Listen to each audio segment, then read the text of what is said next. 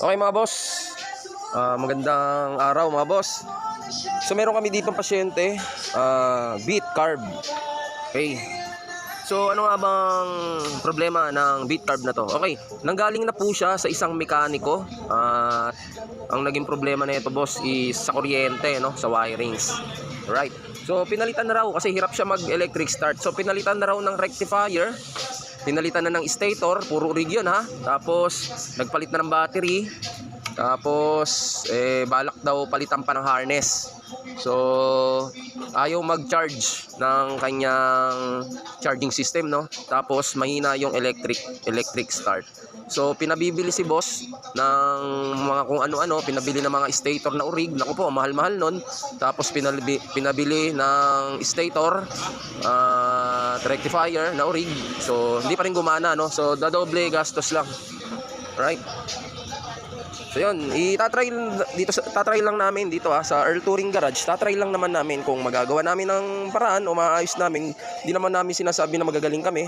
So tatry lang din namin kasi pumunta dito si customer at sinabi nga niya yung sitwasyon, nagaling na ng ibang shop, tapos ibang mekaniko, tapos ganun pa rin. So tatry lang natin na maayos. So tatry lang natin, hindi natin sinasabi na magaling tayo, pero tatry lang natin, no.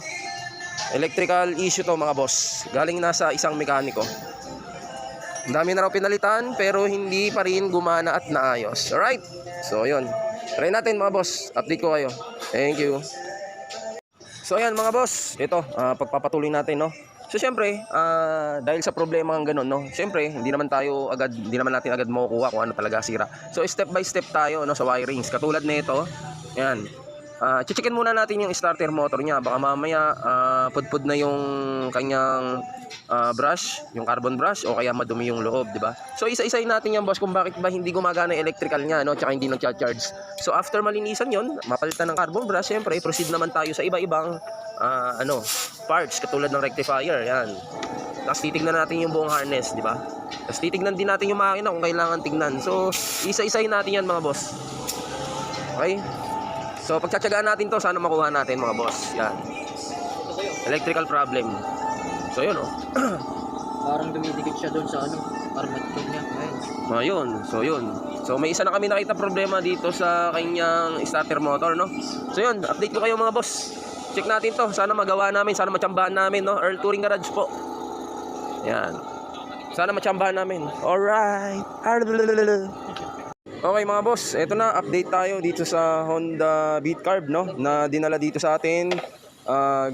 Pinull out doon sa dating mekaniko niya, no, pinull out tapos dinala dito kay Earl Touring Garage. So kasi pinalitan na daw lahat, pinabili ng kung ano-ano si boss ng mga urig parts, rectifier, stator, pero hindi pa rin gumana.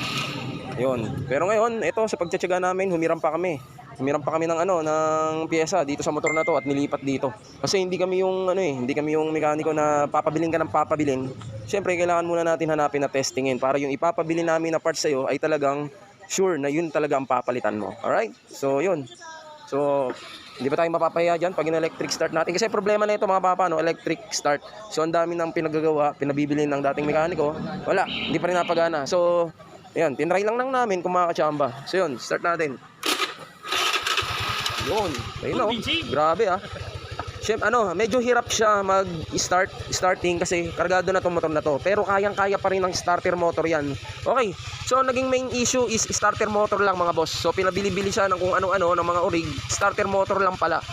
Kasi dito kami sa Earl Touring Garage, matsatsaga yung mga mekaniko dito, no, nahanapin, no. Ipagsasapalaran namin yung motor namin para ma-testing dito sa motor mo. Alright? So yun, starter motor na sira mga boss. Tapos okay na rin yung charging niya, naayos na rin namin. Right? Ayan, naayos na rin namin yung charging mga boss.